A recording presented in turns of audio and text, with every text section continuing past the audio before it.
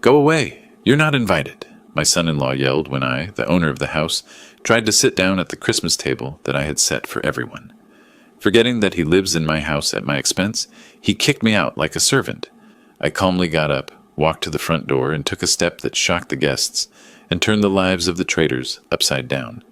Before we continue, please subscribe to the channel and write in the comments what time it is where you are now. The smell of roasting turkey filled the kitchen before sunrise. I stood at the counter, hands working through the stuffing mixture, sage, onions, celery, while darkness pressed against the window above the sink. Something felt wrong about this Christmas. The house was mine, paid off in 2011, but lately it felt like I was visiting someone else's life. I'd been cooking since 5. The turkey, 20 pounds, glistened in the oven. Cranberry sauce simmered on the back burner. Roasted vegetables waited for their turn. My hands moved efficiently despite the arthritis, muscle memory from decades of holiday meals. Nobody had offered to help. Nobody had even come downstairs yet. I remembered Amanda's phone call 3 years ago. I'd been chopping carrots when it came through, just like I was chopping them now. "Dad, we need help. Michael's company. It's gone. Just for a week or two until we figure things out. Come home, sweetheart. Stay as long as you need." They'd arrived with 3 suitcases and hollow eyes. Sterling construction had collapsed overnight. Bad investments, worse partners. Amanda had hugged me tight in this very kitchen, crying into my shoulder. "Thank you, Dad. We'll get back on our feet soon." Michael had shaken my hand firmly, his grip desperate. "You're saving our lives, Waldo." I opened the china cabinet, pulling out her plates. My wife's collection, the good ones we'd bought together in 1995. The memory shifted. 6 months after they'd moved in, I was setting the same table when Michael had walked through. "Waldo, you really should update this place. The carpets, the furniture, it's all very dated. I like it this way. It's comfortable." He'd laughed, that patronizing sound I'd hear 1,000 more times. "Comfortable for you, maybe, but we have friends coming over." I folded the napkins now, creasing them into triangles. Another memory surfaced. The check I'd written. $45,000 to save them from creditors. I still had the canceled check in my filing cabinet, dated February 2022. Amanda had cried with relief. "You're saving our lives, Waldo." Michael had clasped both my hands. "We'll pay you back for everything." The months had passed like water through a sieve. Month 12, I'd been watching the evening news when Michael took the remote from my hand. "I was watching that game, old man." Month 18, I'd overheard Amanda on her phone in the hallway. "Yeah, we're stuck living with my dad. It's suffocating." Recent weeks had brought new indignities. Being told to keep it down past 9, having my mail opened and sorted, being asked to give them space in my own living room.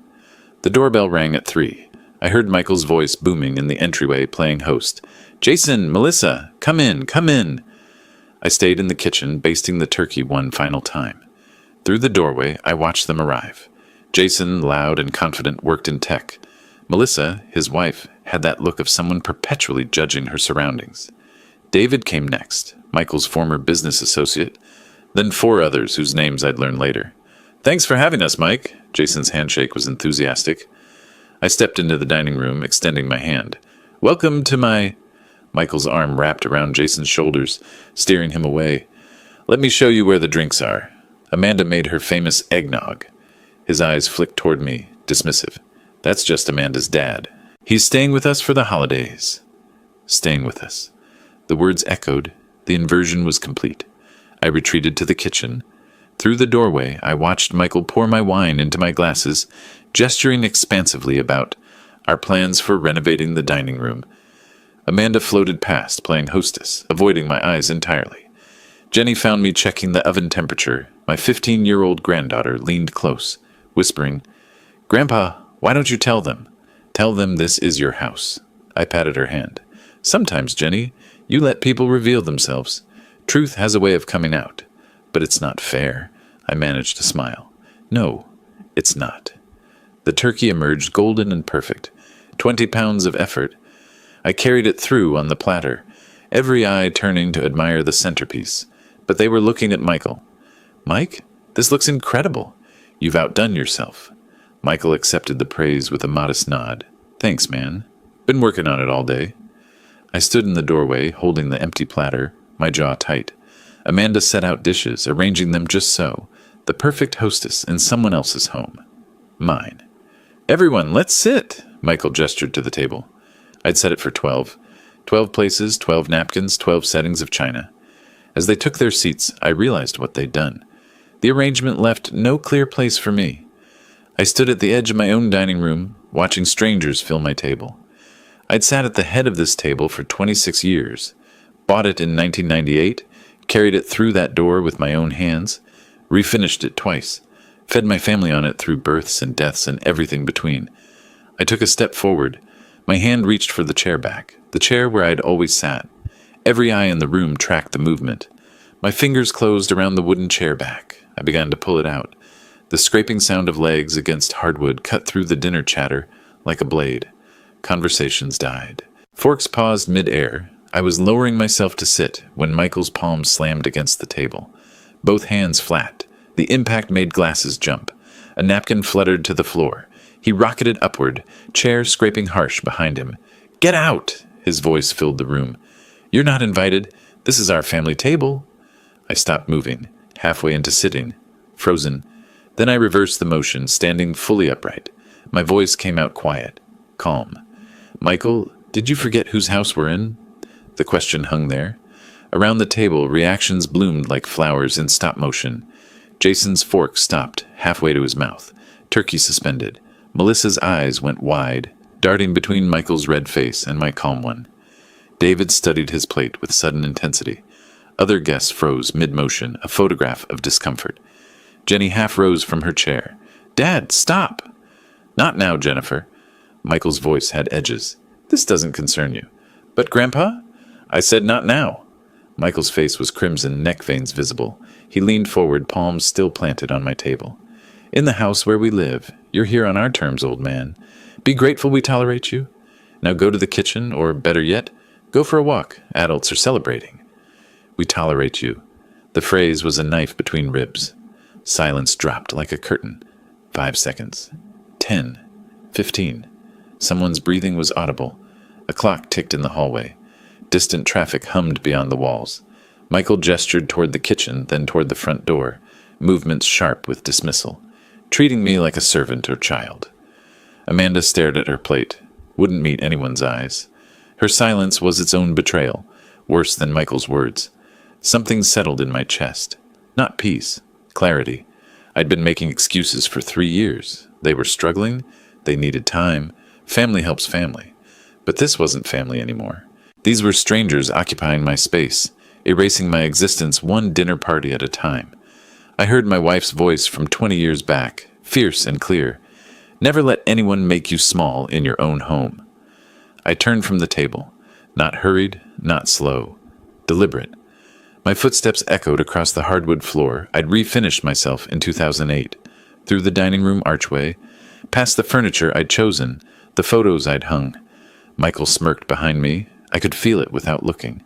He thought I was complying, slinking away embarrassed. I stopped at the front door, placed my hand on the brass knob I'd installed 15 years ago, turned it, pulled. The heavy oak door swung open and December air rushed in, cold and clean and shocking. 40 degrees, maybe less.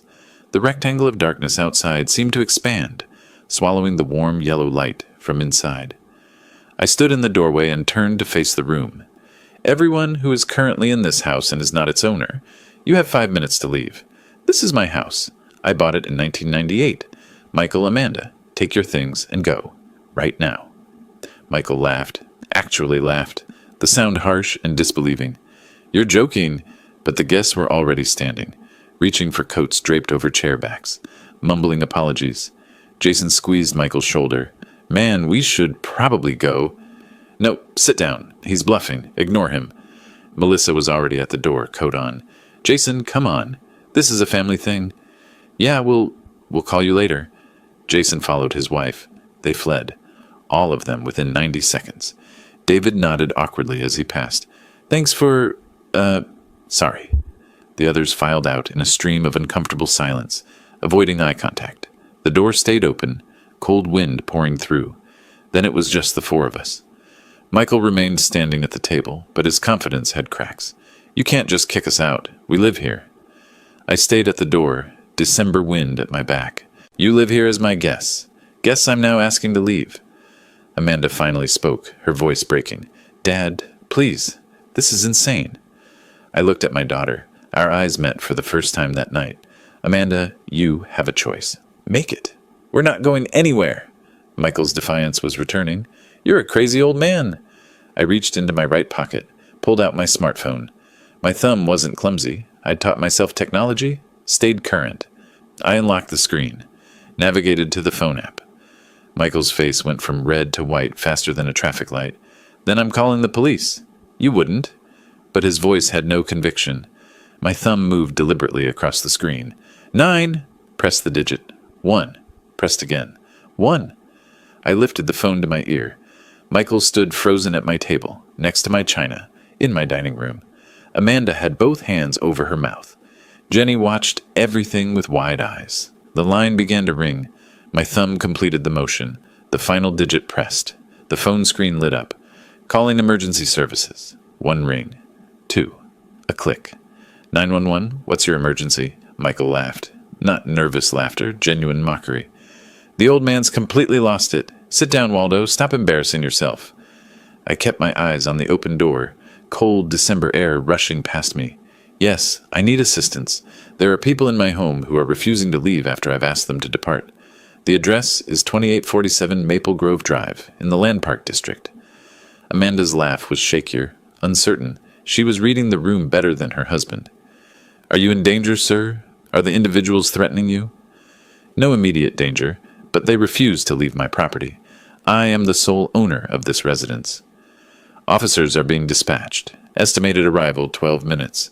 Please stay on the line if you feel unsafe. I'll be fine. Thank you. The click of the call ending was the loudest sound in the house. Michael's laughter died like someone had cut its throat. The smugness melted off his face like wax near a flame. Color drained from red to white in seconds. Amanda screamed. Not words at first, just sound. Pure panic made audible. Then words came. Dad, what are you doing? This is us, your family. Jenny started crying. Quiet tears, trying to make herself invisible in the corner. Michael's aggression returned, desperate now. You can't do this. This is our home. We have rights. I remained at the open door, December wind at my back. This is my home. You have exactly 12 minutes to gather what you can carry and leave, or explain to the police why you're trespassing. That word, trespassing. It made everything real. Michael looked around as if seeing the house for the first time. Really seeing it. Whose house was this? Dad, please, we have nowhere to go. It's Christmas night. Amanda's voice broke on the last word. That's why I'm giving you time to pack. I could have had you removed with nothing. I felt the pull of guilt, felt it hook into my chest. But then I remembered, be grateful we tolerate you. Michael's words from an hour ago. The memory hardened my resolve like steel cooling. The remaining guests, Jason, Melissa, David, who'd stayed hoping to mediate, grabbed coats with fumbling hands. Jason squeezed Michael's shoulder. Man, call me tomorrow. We'll figure this out. But his eyes said he wasn't getting involved. Melissa touched Amanda's arm. Do you need... we could... She didn't finish the offer. Within 3 minutes, they were gone. All of them. Their rapid departure was a verdict rendered without words. They sided with the homeowner. Now just family remained. Michael snapped into action. Amanda, pack bags. We're not staying here with a crazy person anyway. His words were defiant, but his movements betrayed panic. They rushed upstairs. I heard footsteps overhead, drawers slamming, things thrown into bags. Jenny appeared with one small backpack. Tears streaming, she approached me slowly. Grandpa, I'm sorry. My voice gentled for the first time. You have nothing to apologize for, sweetheart. This isn't right. They shouldn't have treated you that way. No, but it's necessary to set things right. Flashing red and blue lights painted the walls through the front windows. 2 officers approached. Rodriguez, male, 40s, with the bearing of someone who'd seen everything twice. And Park, female, 30s, efficient and sharp-eyed. Sir, you called about a trespassing situation? Rodriguez's voice was professional. Yes, officer. I'm Waldo Ross, owner of this property. These individuals were guests. I've asked them to leave. They're refusing. May I see identification and proof of ownership? I had my driver's license ready. The deed is in my office. One moment. I walked to my study. opened the second drawer of my filing cabinet, pulled out the manila folder labeled Property Documents. My hands were steady. I'd prepared for this moment without knowing I was preparing. The document was clear. Property purchased. April 1998. Sole owner, Waldo Ross. Officer Park studied it carefully. And there's no lease agreement? No lease. They were family staying temporarily. That arrangement has ended. Michael and Amanda descended the stairs with hastily packed bags. They saw the police and froze. Michael tried to explain, words tumbling out. Officers, this is a family misunderstanding. He's my father-in-law. We live here. This is our home, too. Rodriguez's expression didn't change. Do you have documentation showing legal tenancy? Lease agreement? Rental receipts? No, but we've lived here 3 years. We have rights. Look up squatters' rights, or adverse possession. Officer Park was almost sympathetic. Sir, adverse possession requires specific legal conditions and typically a much longer time frame. This is private property. The owner is asking you to leave. But we're family, Amanda's voice cracked. Rodriguez looked at me. Sir, do you want these individuals removed from the property? I looked at Amanda, saw my daughter, saw 3 years of disrespect, of erasure, of being made small in my own home. Yes, officer, I want them to leave. They don't have permission to be here. You need to vacate the premises now, Rodriguez said to them. Take what you have with you. You can arrange to collect remaining belongings later through civil means. Michael's face twisted with rage and humiliation. Amanda clutched her bag, mascara running in black tracks down her cheeks. Jenny stood small and scared, holding her single backpack. They filed past me. Michael hissed as he passed, voice low and venomous. You'll regret this, old man. I regret many things, Michael. This isn't one of them. They moved down the walkway toward the street, police car lights still flashing. I could see neighbors' curtains twitching in windows up and down the block. Michael turned back, mouth opening to shout something. Keep moving, sir. Rodriguez's voice was firm. They kept moving. The night passed in fragments. I didn't sleep well, not from regret, but from the unfamiliar quiet. No footsteps above my head. No midnight arguments through the walls. No shower running at 6 a.m. The silence was louder than noise had ever been. I woke at dawn, the house mine again. I walked through each room systematically. Master bedroom to hallway to the guest rooms where they'd stayed. Bathroom, kitchen, living room, dining room. Small details revealed their absence. Jenny's hairbrush gone from the bathroom counter. Michael's construction magazines missing from the living room coffee table. Amanda's coffee mug not in the sink. But the dining room table still held the abandoned Christmas dinner. Turkey cold and congealing. Vegetables untouched. The plates I'd set so carefully now monuments to waste.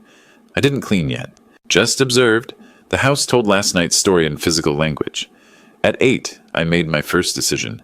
The locks had to change. I didn't trust Michael not to return, use his key, take whatever he wanted. I called Sacramento, lock and key. I need all exterior locks changed, today if possible. We can be there by 10. 3 doors, emergency service, that's $450 total. Do it. I used the waiting time productively. In my study, I pulled out my personal ledger. I'd been tracking everything, an insurance man's habit. Numbers don't lie, and I wanted the truth in black ink. The memories came with the entries. March 2022. The first entry, $45,000. Sterling construction debt repayment. I remembered that phone call, Amanda crying. Dad, they're going to take everything. Michael desperate, but trying to maintain dignity. You're a lifesaver, Waldo. Not Dad. Never Dad. Always Waldo. I'd written the check that same day. Michael had promised repayment within 2 years, with interest. The check cleared. The creditors backed off. The promise evaporated. July 2022. $8,000. Bankruptcy legal fees. Morrison and Associates. Michael couldn't afford the lawyer to properly dissolve his company. I paid directly. Sat in that downtown waiting room while he signed papers. Amanda afterwards. Thank you, Daddy. She'd called me Daddy then, but the smaller costs added up worse than the large ones. I flipped through monthly expenses. Electricity jumped from $150 to $300 after they moved in. Water from $50 to $130. Gas, internet, groceries, all climbing. I fed 4 people, not 1. Approximately $1,500 extra monthly, times 36 months.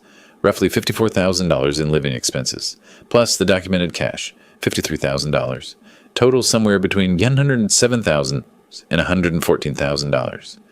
I rounded it in my mind to $78,000 documented cash and $30,000 in living expenses. Either way, the number was staggering. I traced the gratitude timeline with my finger. First 6 months, frequent thanks. Months 6 through 12, less frequent. Year 2, appreciation became expectation. Year 3, criticism replaced gratitude. The last 6 months, not a single thank you. At 10 sharp, a white van pulled up. Sacramento lock and key logo on the side. Ted introduced himself, carrying a toolbox and looking professional.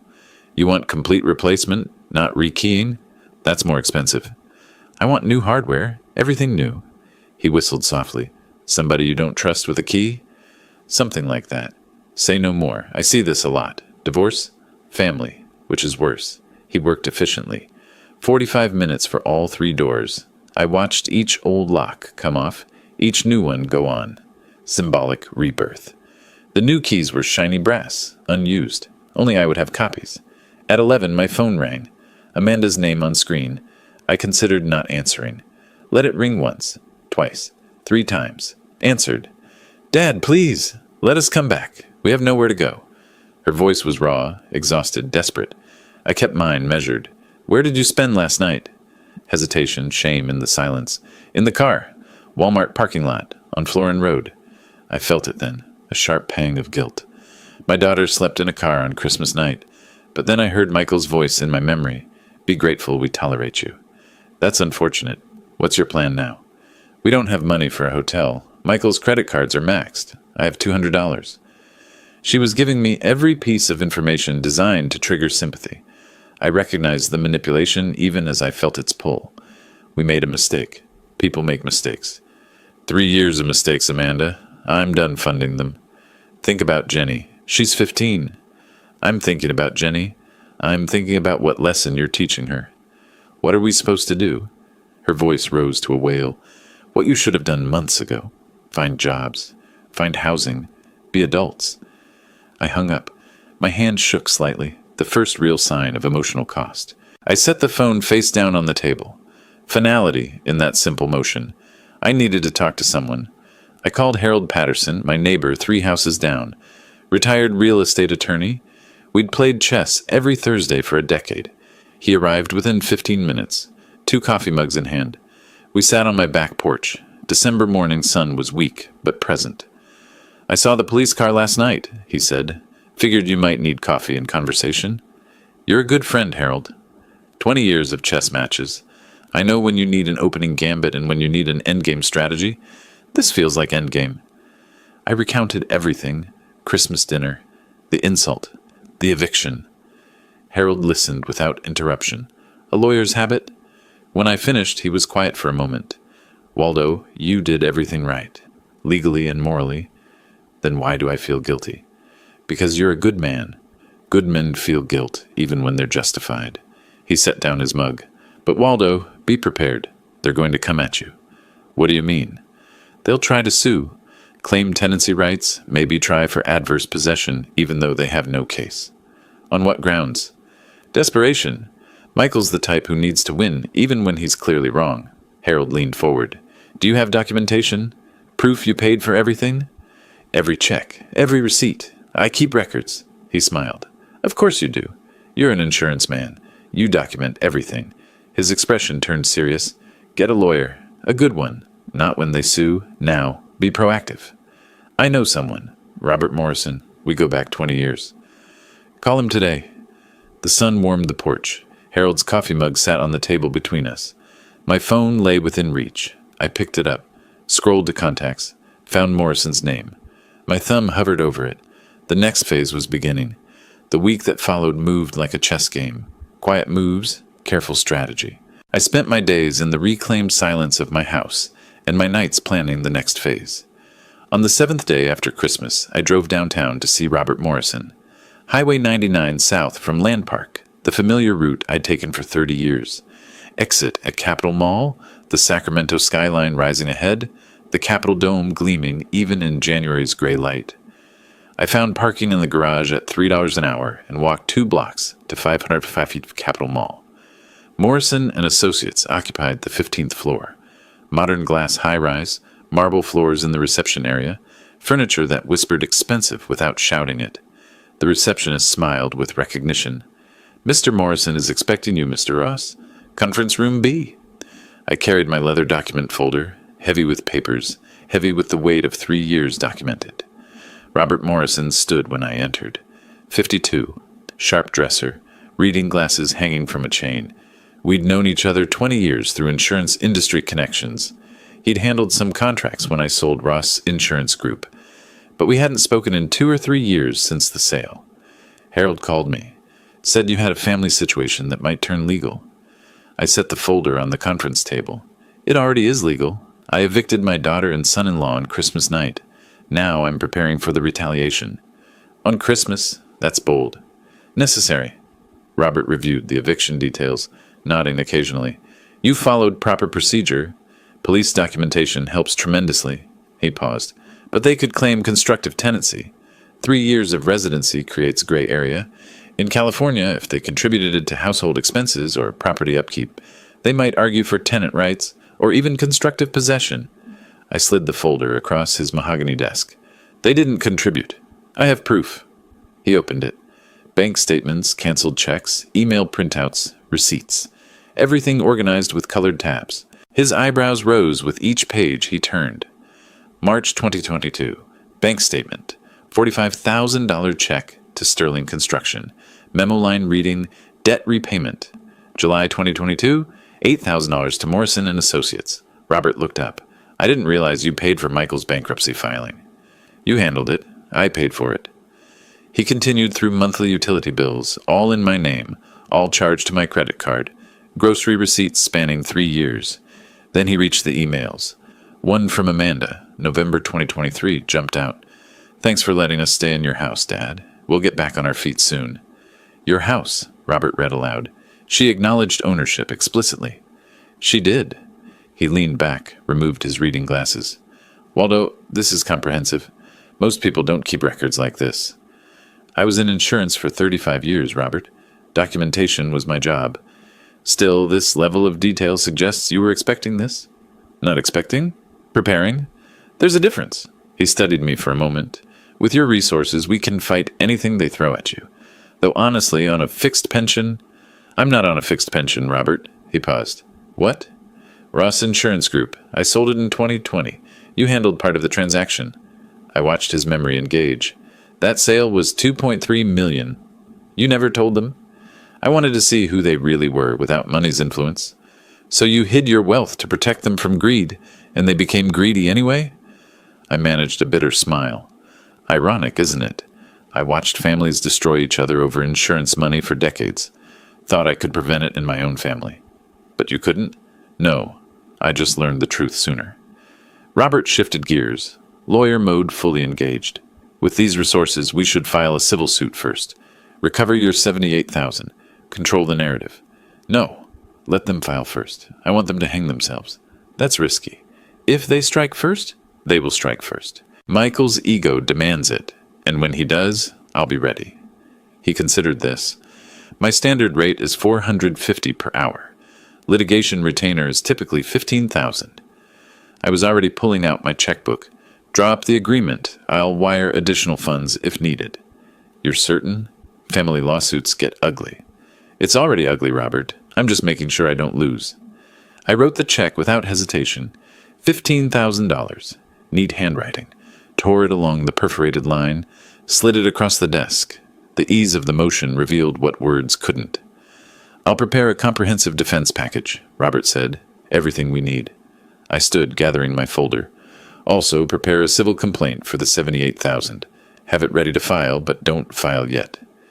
You really think they'll sue first? Michael Sterling doesn't know how to admit defeat. He'll sue, and when he does, we'll counterpunch.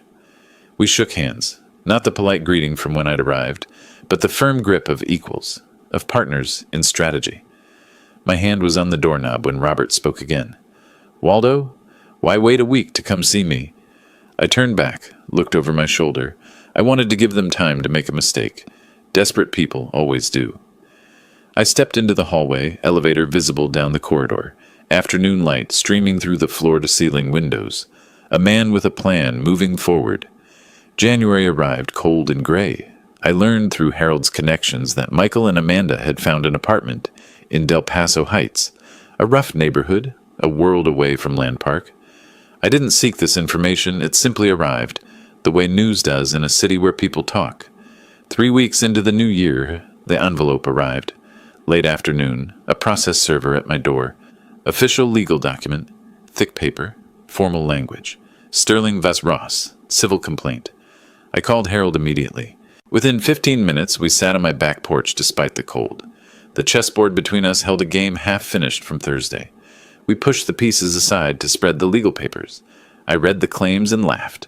Not bitter laughter, genuine amusement at the audacity. This is serious, Waldo.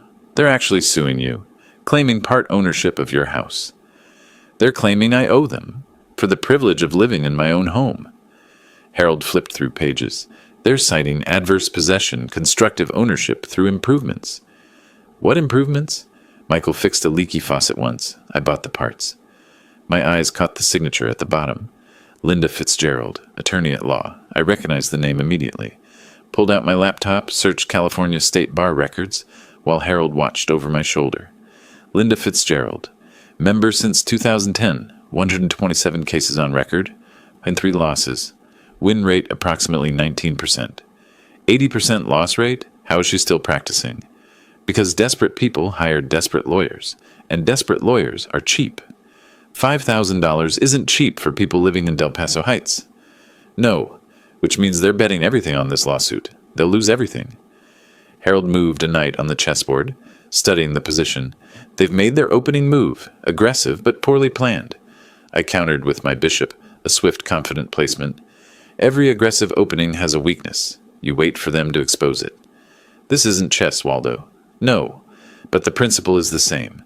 Patience defeats panic every time. I called Robert Morrison, put him on speaker so Harold could hear. Got the filing, Robert said. Linda Fitzgerald sent a courtesy copy. It's ambitious. That's generous. I'd call it delusional. Adverse possession requires 5 years minimum in California. They lived there 3. It's dead on arrival. When's the hearing? Judge Williams set it for February 12th. Preliminary hearing to determine merit. Harriet Williams, I know that name. Tough reputation. She doesn't tolerate frivolous claims. This should be quick. The weeks until the hearing crawled by with the same cold determination as January itself. I maintained my routine, chess with Harold, walks through Land Park, preparing for whatever came next. Amanda called once more. I let it go to voicemail. Dad, please drop this. We can work this out, please. Her voice was broken, exhausted. I listened once, deleted it, felt nothing. February 12th arrived gray and cold. Sacramento County Superior Court, 729th Street, an imposing building downtown. Robert and I arrived at 8:45 for the 9 o'clock hearing. Security screening, metal detectors, elevator to the 4th floor, Department 42. The courtroom smelled of wood polish and old law books. California state seal above the bench. Judge Williams' nameplate gleaming brass. Michael and Amanda were already there with Linda Fitzgerald. First time I'd seen them since Christmas night. Michael wore a cheap suit, ill-fitting, probably borrowed. He hadn't shaved well. Dark circles shadowed his eyes. Amanda wore business casual from Target or Walmart, her hair less styled than I remembered, makeup minimal. Jenny sat between them, looking miserable. Linda Fitzgerald carried an overstuffed briefcase, papers threatening to spill out. She looked harried and unprepared. Michael saw me, his face flushed immediately, pale to pink to red to nearly purple, like watching a sunset reflected in anger. Amanda looked away, wouldn't meet my eyes. Jenny gave a small, sad wave. I nodded back. All rise. Department 42 now in session. Honorable Harriet Williams presiding. Judge Williams was an African-American woman in her 60s, gray hair in a professional bun, reading glasses on a chain. Her expression suggested she'd seen every type of foolishness courts could offer. She took the bench, reviewed the file briefly. I've reviewed the complaint and response. Let's get straight to it. Ms. Fitzgerald, your clients are claiming what exactly? Linda stood, fumbling with papers. Your Honor, my clients resided at the defendant's property for 36 months. They established adverse possession through continuous occupancy. Adverse possession requires 5 years minimum in California. Your clients lived there 3 years. Explain the discrepancy. Well, Your Honor, there's also constructive ownership through improvements made to the property. What improvements? Documented how? My clients will testify to household repairs and general upkeep. Judge Williams cut her off. Testimony alone doesn't establish ownership, Ms. Fitzgerald. Do you have receipts, contractor invoices, bank statements showing these improvements? Testimonial evidence should be sufficient to establish. Not in my courtroom. Next argument. Robert Morrison stood, calm and prepared. Your Honor, I have comprehensive documentation. Bank statements showing Mr. Ross paid every household expense for 36 months. He slid exhibits across to the clerk. Additionally, email evidence from November 2023, where plaintiff Amanda Ross Sterling explicitly acknowledged this as Dad's house. Her words. He connected his laptop to the courtroom projector. Amanda's email appeared on screen, visible to everyone. Thanks for letting us stay in your house, Dad. Michael's purple face deepened. Like an overcooked beet, I thought. Judge Williams reviewed the document silently for 2 full minutes. Then she removed her reading glasses. I've seen enough. Ms. Fitzgerald, your clients have no case. Adverse possession requires 5 years. No lease existed. No rent was paid. No ownership was established. This is clearly a family dispute, not a property claim. Motion to dismiss, granted. Case dismissed with prejudice. Linda tried once more. Your Honor, if we could have an extension to gather additional... No. With prejudice means final, Ms. Fitzgerald. Michael half rose from his seat. This is... Judge Williams' voice sharpened like a blade. Sit down, Mr. Sterling. You're fortunate I'm not sanctioning your attorney for wasting court time. All rise. The judge exited. The hearing had lasted less than 15 minutes. In the marble corridor outside, Michael was shaking with rage. He turned toward me, started forward. Robert stepped between us. Don't. You're already on thin ice, Mr. Sterling. You'll regret this, old man. This isn't over. Several people in the corridor turned to look. Amanda pulled Michael's arm. Michael, stop. Let's just go. Please. Linda Fitzgerald scurried away without speaking to her clients, knowing she'd failed them completely. I stood calm, watching Michael's meltdown with the detachment of someone observing a chemical reaction. Predictable, inevitable, complete. I watched my son-in-law disintegrate in a courthouse hallway, purple-faced and impotent, and felt something I hadn't expected. Not triumph, not even satisfaction. Just cold certainty that this was far from over. My hand slipped into my coat pocket, fingers touching the folder Robert had given me earlier. The one marked, Phase 2, Civil Recovery Complaint, $78,000. The counterpunch was ready. The weeks following the courthouse dismissal passed with deceptive calm. Michael and Amanda vanished from my radar, licking their wounds in Del Paso Heights. But I wasn't idle. Victory in court was one thing, justice was another, and justice required deeper digging. In early March, I made a phone call I'd been planning since Christmas night. I'd spent 35 years in insurance. I knew how fraud worked, and I knew Michael. Court victory stopped their claim, but didn't recover my losses. Michael was judgment-proof, no assets, no income, already drowning in debt. A civil suit might win me a judgment I'd never collect. But if I couldn't get money back, I could ensure consequences found him. I called Thomas Richardson, former colleague from the insurance industry. He worked for California Department of Insurance, Fraud Investigation Division. We hadn't spoken in 18 months, but maintained cordial professional ties. Thomas, it's Waldo Ross. How's retirement treating you? Still a year away, Waldo. Counting down. Let me buy you lunch then, before you escape. The firehouse work for you? Haven't been there in months? Tuesday? Perfect. Noon. Tuesday arrived cold and clear. The firehouse sat at 1114 2nd Street, downtown Sacramento, upscale enough for professional lunches. I arrived first, always did, control tactic, and secured a quiet corner table. Thomas arrived at noon, sharp. 58, gray hair, bureaucrat's careful manner. We covered weather, mutual acquaintances, his approaching retirement. I waited until after entrees arrived to mention Sterling Construction. Cut my steak, took a bite, chewed, swallowed, then reached for my water glass. Remember that construction company that went under a few years back? Sterling Construction?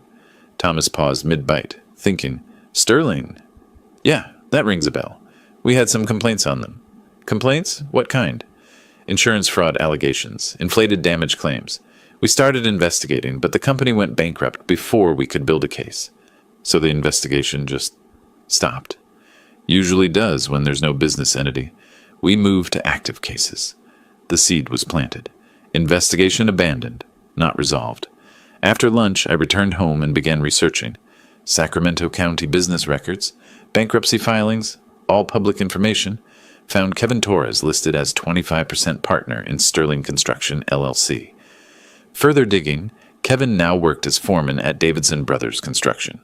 I called Davidson Brothers, said I was an old friend of the family, got Kevin's cell number from a helpful receptionist. That evening, I made the call. Kevin Torres? My name is Waldo Ross. I'm Michael Sterling's former father-in-law. His response was immediate, bitter. Former? Good for you. That guy's a snake. The venom in his voice was promising. That's becoming clear. I paid $45,000 to save Sterling Construction, learning it wasn't worth saving. 45 grand? Man, you got played. That company was rotten from the start. Kevin's story poured out. Sterling Construction had done commercial renovations. 2019 project, warehouse renovation. During construction, section of roof, accidentally damaged. Michael filed insurance claim for $120,000, repairs and business interruption. Insurance paid out. Actual repair cost, $40,000. Michael pocketed the $80,000 difference. I confronted him. He said it was creative accounting. I said it was fraud. What did you call it after he forced you out? Theft. But my lawyer said proving it would cost more than I'd win. I kept the documents anyway, out of spite. Do you still have them? Original invoices, claim forms? Every single page. What if those documents reach the Department of Insurance? Pause. Then, would they actually investigate? With solid evidence and credible witness? Yes. Where do I send them? I'd love to nail that bastard. I gave him Robert Morrison's office address. A week later, Robert called. Got a package from Kevin Torres. Insurance claim forms, repair invoices, email chain. This is damning, Waldo. Clear insurance fraud. $80,000 discrepancy. Can you forward it to the department? Anonymously. I can file as concerned party. Won't include names unless they need witness testimony. Do it. This could mean criminal charges. Good. While researching Michael's business records, I'd noticed something else. IRS filed lien against Michael Sterling personally. $23,000 in unpaid payroll taxes from 2021. Lien still active. Debt unpaid. I called Robert. Did you know Michael owes the IRS $23,000? No, but that's public record. Why? Because the IRS doesn't forget, and they're harder to run from than family. 2 weeks after Robert submitted the complaint, confirmation arrived. California Department of Insurance opened formal investigation. Case, Dimmer 2025, SAC, 1847. Michael would be contacted for interview. If evidence held, potential criminal referral to Sacramento County District Attorney. I received this news while playing chess with Harold on my back porch. March, sunshine weak but warming. Harold moved his knight. You're enjoying this, watching him squirm. I'm ensuring justice is served. There's a difference? Is there? Seems like revenge to me. I studied the board, selected my bishop, moved it diagonally across in one smooth motion, lifted Harold's queen, set it aside among captured pieces. Call it what you want. By the time he realizes what's happening, it'll be too late. Harold stared at the board. I didn't see that move coming. That's the point of a long game, Harold. My hand rested on the captured queen, smooth wood warm from afternoon sun. Government machinery engaged now, wheels turning beyond my control. I imagined Michael receiving that letter from the Department of Insurance, the panic blooming in his chest as his past caught up to his present. The queen sat silent in my palm. Power taken, game progressing exactly as planned. April arrived with the kind of rain Northern California does best. Relentless, gray, miserable. Perfect weather for miserable news. The investigation into Michael's insurance fraud moved with bureaucratic slowness, but its effects rippled faster than I'd anticipated. I learned about the collapse secondhand, the way you always learn the best gossip, through people who can't wait to tell you. First call came from an acquaintance in the construction industry. Waldo, thought you'd want to know. Word's out about Sterling. Department of Insurance investigation for insurance fraud. I hadn't heard. When did this become public? Last week. Sacramento construction community is small. Guy I know was giving Sterling cash work. Fired him immediately. Liability concern? Nobody wants an active fraud investigation on their site. Too much risk. Michael's under-the-table income vanished overnight. Harold mentioned seeing Amanda at her mailbox, looking distressed. Later that week, through Harold's neighborhood connections, I learned about the IRS letter. Official demand: $23,000 in unpaid payroll taxes, plus penalties totaling $4,800. $27,800 total. Payment deadline: 30 days or wage garnishment and asset seizure. They had nothing to seize, no wages to garnish. But the IRS didn't care. Debt remained, interest accrued. Early May, my phone rang. Jenny's name on screen. First time since the eviction. "Grandpa, can we meet? I need to talk to someone normal." "Of course, sweetheart. Where and when?" "Gunther's. Tomorrow afternoon. I can't be in that apartment anymore." "I'll be there. 2:00. "Thank you." "And Grandpa? I'm sorry. For everything." We met at Gunther's Ice Cream in Land Park. Outdoor tables. Spring trying to break through April's gloom. Jenny sat across from me with an untouched cone melting in her hand. I reached across, gently took it, set it aside, then took her hand. "They fight every night. About money. About the investigation. About you." "About me?" "Dad blames you for everything. Says you're rich and stingy.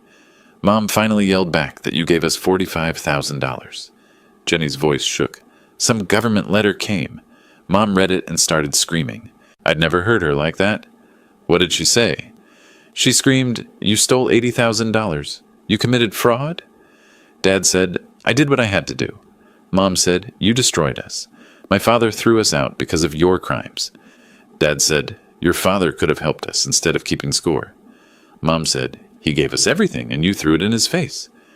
First time Amanda assigned blame correctly. Not to me, but to Michael," Jenny continued. "Creditors call constantly, sometimes 10 times a day. 6 different credit cards, all maxed. $35,000 total.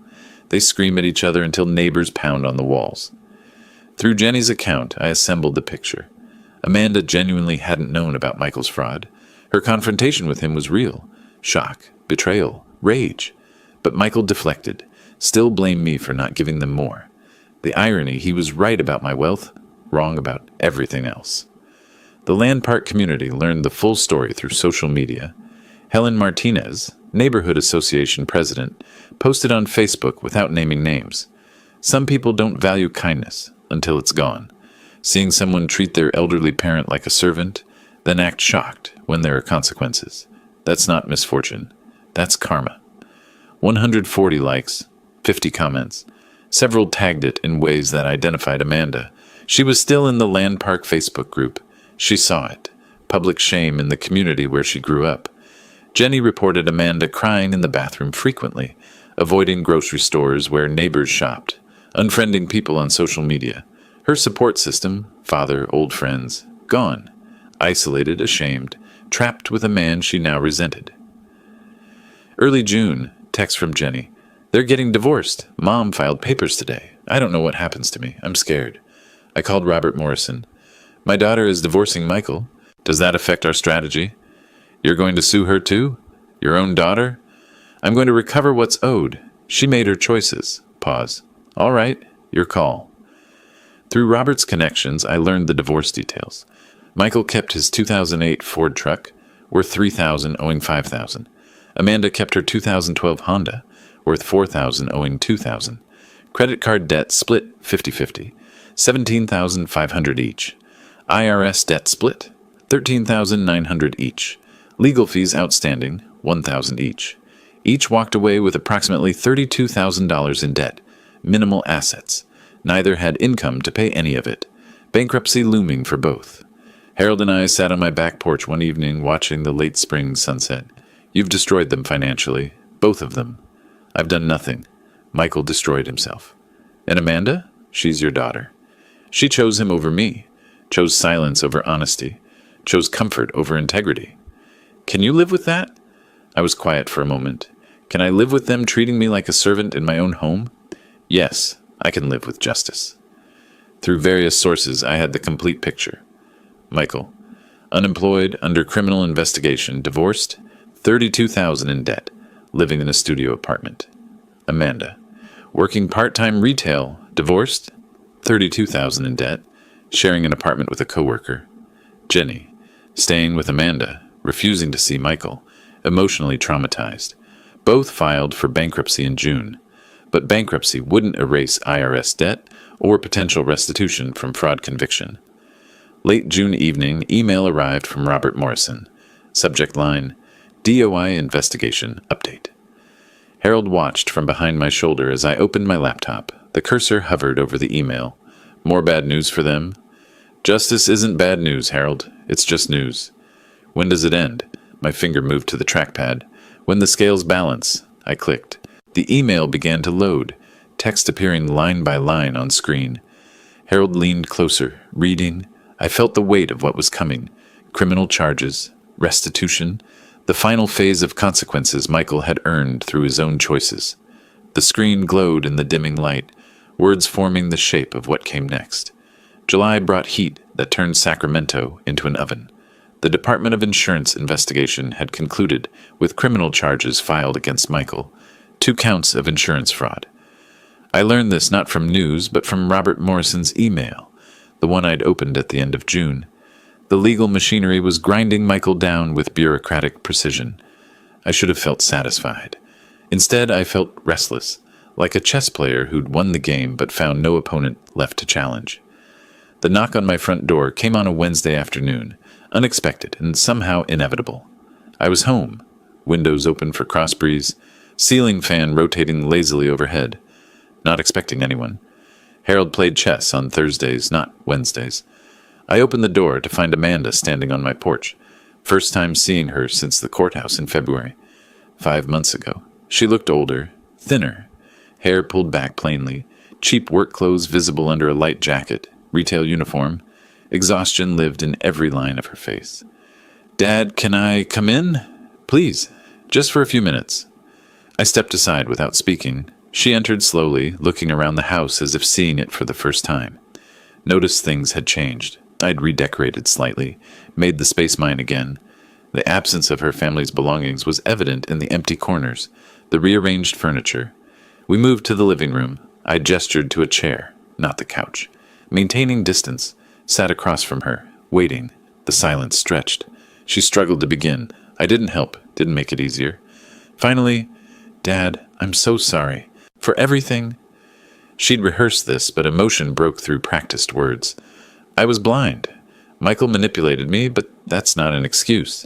I let him treat you terribly. I stayed silent when I should have spoken up. Her voice caught. I chose comfort over integrity. I chose him over you. And I lost everything that mattered. I listened without interrupting. Part of me saw my little girl, the daughter I'd raised, now broken and seeking forgiveness. Another part remembered Christmas night, her silence at that table, years of being invisible in my own home, the pull of fatherhood versus the demand of justice. My hands gripped the chair arms, jaw tight. She continued, I'm not asking you to take me back. I'm not asking for money or help. I have a job now. Retail, minimum wage, but it's mine. I'm figuring things out. She met my eyes. I just needed you to know. I understand what I lost. I understand who you were trying to be for us. You gave us everything, and we threw it back at you. This clarity, this acknowledgement without asking for rescue, affected me more than tears would have. After she left, promising nothing, asking nothing, I called Harold. He came over immediately, found me on the back porch, staring at nothing. She apologized. She understands now. What did you say to her? Nothing. I didn't know what to say. Do you want to forgive her? I want to forgive her. But every time I start to soften, I remember. The years, the silence, the contempt. Harold's wisdom settled over us like evening light. Forgiveness doesn't mean erasing consequences. She can be forgiven and still face what she's done. Over the next few days, my decision crystallized. I'd been holding the civil complaint since February. Robert had prepared it, never filed. Time to file. Not from revenge, but from justice. They'd taken from me financially and emotionally. They must repay what could be repaid. Forgiveness could coexist with accountability.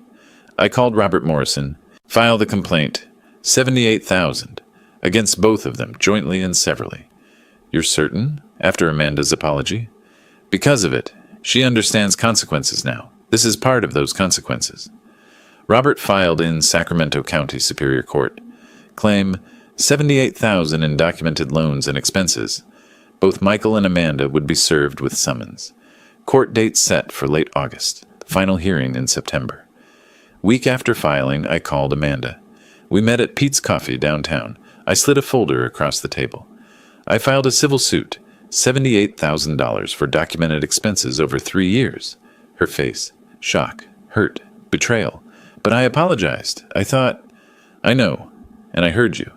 But apologies don't erase debt. You and Michael took from me. Now you repay. We don't have that money. We're bankrupt. The court will establish a payment plan. You'll pay what you can afford. Michael's meeting was different. He came to my house with Linda Fitzgerald, still his lawyer despite her failures. Robert Morrison sat beside me. I presented the same information. Michael exploded. You can't do this. Those were gifts. Family helping family. Robert, calm and professional. We have emails where you promised to pay back when you got on your feet. That's a loan, not a gift. This is ridiculous. You're rich. You don't need the money. What I have is irrelevant. What you owe is documented. We'll fight this. You'll lose, again. But that's your choice. That evening, Amanda called. Her voice was tear-strained but clearer. Dad, I don't have the money, but I understand why you're doing this. You're teaching me something I should have learned years ago. Actions have consequences. I'll pay. However long it takes, it's what I owe. This response, acceptance rather than rage, showed her growth. She was learning. I could forgive someone who accepted consequences. Alone that night in my study, I looked at Amanda's childhood photos on the shelf. Hadn't looked at them in months. Realized punishment served justice, but accountability could serve redemption. The $78,000 might take years to repay, but the process taught the lesson. Harold's voice in my head. Forgiveness doesn't mean erasing consequences. My own thought added, but consequences can teach what forgiveness alone cannot. The notice arrived in late August. Final hearing scheduled September 15th, 2025, 9 a.m., Judge Harriet Williams presiding. I set it on my desk, next to the chess set where Harold and I had left a game unfinished. Picked up the white queen piece, examined it. Harold's voice from the doorway startled me. Ready for endgame? I didn't turn around. It's not about winning anymore, Harold. It's about finishing well. I set the queen back on the board, fingers resting on the smooth wood, feeling the weight of what came next. September 15th arrived with the kind of clarity Northern California reserves for autumn.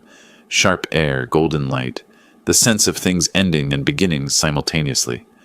I dressed carefully that morning, not for vanity, but for ritual. The navy suit I'd worn to close the sale of Ross Insurance Group 5 years earlier. The watch my late wife had given me for our 20th anniversary. The cufflinks that had belonged to my father. Armor made of memories. By 8:30, Robert Morrison's Mercedes was in my driveway. We drove to Sacramento County Superior Court, 729th Street. Same building as February's dismissal, different department, Department 28, Civil Division. Same security screening, same elevators, but different feeling. This time I wasn't defending. I was seeking justice. Amanda sat alone on a hallway bench, retail uniform under her jacket.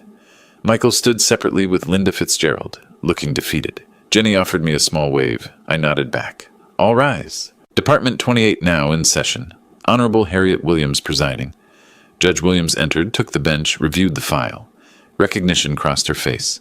Mr. Ross, Mr. Sterling, Ms. Ross Sterling. We meet again, this time for civil recovery. Her tone carried wry weariness. She'd presided over our family's destruction.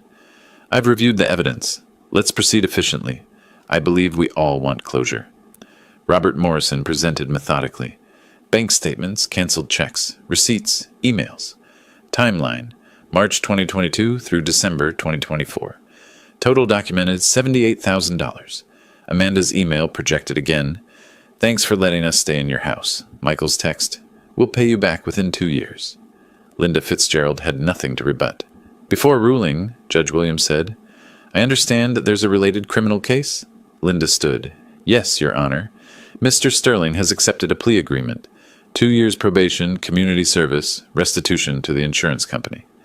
$80,000? Yes, Your Honor. Relevant to his ability to pay in this matter. Judge Williams removed her reading glasses, looked directly at the defendants. You lived in Mr. Ross's home for 3 years, paid no rent, contributed nothing to household expenses, promised repayment. The evidence is overwhelming. She paused. Judgment for plaintiff in the amount of $78,000. However, you're both judgment-proof.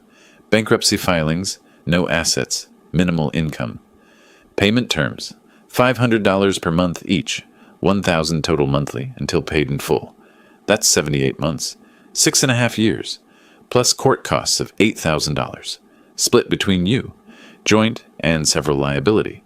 If either defaults, the other remains liable for the full amount. Amanda accepted this with bowed head. Michael started to object, but Linda touched his arm, and he subsided. Jenny's relief was visible. Mr. Ross, you've been patient and thorough. Justice is served. Judge Williams looked at the defendants. Use this time to rebuild. 6 years is opportunity for change. In the corridor afterward, Michael walked away immediately, hunched and broken. Amanda hesitated, then approached with Jenny beside her. Robert stepped aside, giving us space. Dad, I deserved this. We both did. All of it. Her voice was steady, no tears left. You taught me something I couldn't learn any other way. I didn't value what I had. I took you for granted. This judgment, the payments, the years, that's fair. That's justice. It's not about punishment, Amanda. It's about accountability. I know that now. I was a terrible daughter. But maybe I can be better, starting now. Michael stood by the elevator. He turned, took 2 steps closer, mumbled, sorry for everything, but his eyes were down, voice flat, no real remorse, just going through motions. He entered the elevator, doors closed, last sight of him. Jenny stepped forward, hugged me, first physical contact in 9 months. Grandpa, I understand why you did this, all of it. Thank you for showing me what standing up for yourself looks like. I held her. You can always visit me, Jenny. To Amanda. With your permission. Of course, you're her grandfather. She needs you. First acknowledgement of potential reconciliation. I forgive you, I told Amanda, but forgiveness doesn't mean forgetting. Trust is rebuilt over years, not moments. You'll make your payments. You'll live your life, and we'll see who you become. That's fair. That's more than fair. When you're ready, when you've shown you've changed, we'll talk. Really talk. I'll be ready, however long it takes. We didn't embrace, not yet, but there was understanding between us. Robert drove me home. We were quiet until he said, You did what you set out to do. Did I? I'm not sure what I set out to do anymore. You got justice, your home back, your dignity. I got accountability, whether that's justice. Time will tell. We arrived at 2847 Maple Grove Drive. I looked at my house. It was completely mine again. That evening, Harold came over for chess. We sat on the back porch in golden September light, mint tea steaming between us. The game was nearly over. I had clear advantage. Did you get what you wanted? I considered. I got my peace back, my home, my dignity, and they got a lesson they'll remember for the rest of their lives. 6.5 years of payments. That's a long lesson. Some lessons take time to learn properly. And Amanda, do you think she's really changed? I think she's starting to. Whether she finishes that change, that's up to her. So what did you learn from all this? I moved my bishop across the board, that the best revenge isn't destroying someone, it's showing them the truth about themselves. Michael saw his fraud, his manipulation, his refusal to take responsibility. Amanda saw her complicity, her silence, her choice to enable him, and I saw that I'm stronger than I thought, and more alone than I'd like. But not completely alone. I looked at my old friend. No, not completely. I moved my final piece. Checkmate. Harold studied the board, nodded appreciation. I didn't see that coming. Very long game. The longest games teach the most. We sat in comfortable silence, evening cooling around us. Light from my house spilled onto the porch. Inside, my home, my space, my peace. Outside, the neighborhood where I'd lived for 27 years. Everything the same. Everything different. I picked up my teacup, took a sip of mint tea, and watched the sun set on a day that felt like both ending and beginning. The game was over. I had won. But more importantly, I had survived with my integrity intact. That, I decided, was the real victory. If you like this story, please like this video, subscribe to the channel, and share your impressions of this story in the comments. To listen to the next story, click on the box on the left. Thank you for watching.